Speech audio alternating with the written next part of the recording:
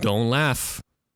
I got the Switch version of the game. Back in the early mid-2000s, movie tie-in games were all the rage. From Pixar and Disney tie-ins to games based on big action blockbusters like Lord of the Rings, there was a video game tie-in for just about every major release. And the Harry Potter series held a big market share. Beginning the year Harry Potter and the Sorcerer's Stone released, there would be a Harry Potter tie-in with every single movie that came out going forward, with multiple versions releasing across different platforms. One of the most beloved tie-ins was Harry Potter and the Chamber of Secrets, a sixth-generation classic that set the bar high for future Wizarding World games, including Hogwarts Legacy. For a movie tie-in game that released in 2002, EA and Warner Brothers randomly decided to make a pretty good video game. At the start of every day, you're given a to-do list to roam around Hogwarts with, and you have to show up to your classes on time. I can't even do that shit in real life. How am I supposed to navigate this maze of polygons in 5 minutes or less? It's kind of funny because remember how everyone got mad at Hogwarts Legacy for only having something like 30 spells to play around with, while games like Skyrim have something like 170, and it's totally optional for the player to indulge in learning magic or not in that game? Well, in this game, you have about 10 spells, so it's good to know that in 20 years, Harry Potter made some significant strides in that short amount of time. In giving players a schedule of classes to keep on top of, Harry Potter and the Chamber of Secrets feels like the first truly immersive Wizarding World experience. The player isn't just following a set of linear missions as Harry as events from the movie play out. Instead,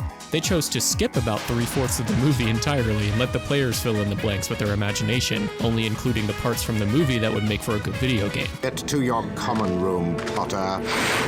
Ow! But even with that in mind, the game still hits a home run compared to other Harry Potter games that would be released in the years that followed. Harry Potter and the Chamber of Secrets' remarkably high level of immersion is reinforced by the game's free roam elements. Though its map size isn't all that big, Chamber of Secrets does let players freely explore Hogwarts Castle and its grounds. It may seem a bit lifeless and empty looking back now, but 20 years ago, this felt like a dream come true. This was especially the case when players unlocked the ability to summon their broomstick at any time and fly all around the castle and grounds. On the PlayStation 2 version, players could even land their broomsticks anywhere, allowing them to access areas never seen in the movies up to that point. Oh yeah, and there were these anxiety-inducing stealth sections that, as a kid, I couldn't even play or watch on my own because I was so afraid of getting caught. What was that?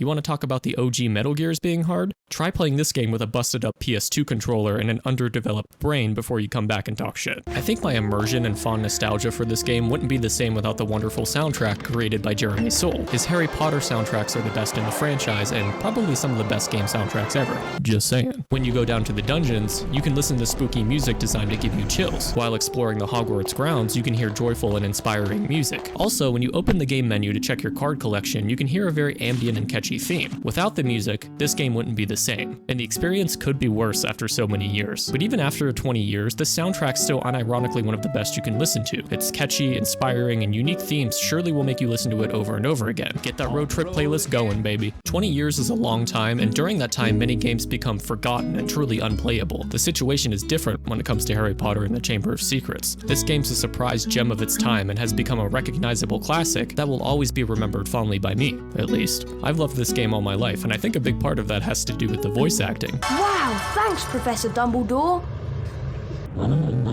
And this extremely high-res Hagrid model that I honestly can't even tell is in a video game. So to summarize, Hogwarts Legacy is still amazing after 20 years. The graphics are still the best out of any video game in existence, and it has a story powerful enough to make me cry and wheeze every 2 minutes. Where exactly did you see the eyes? So before you get mad at me, I haven't even played Hogwarts Legacy, so don't listen to a single thing that I said.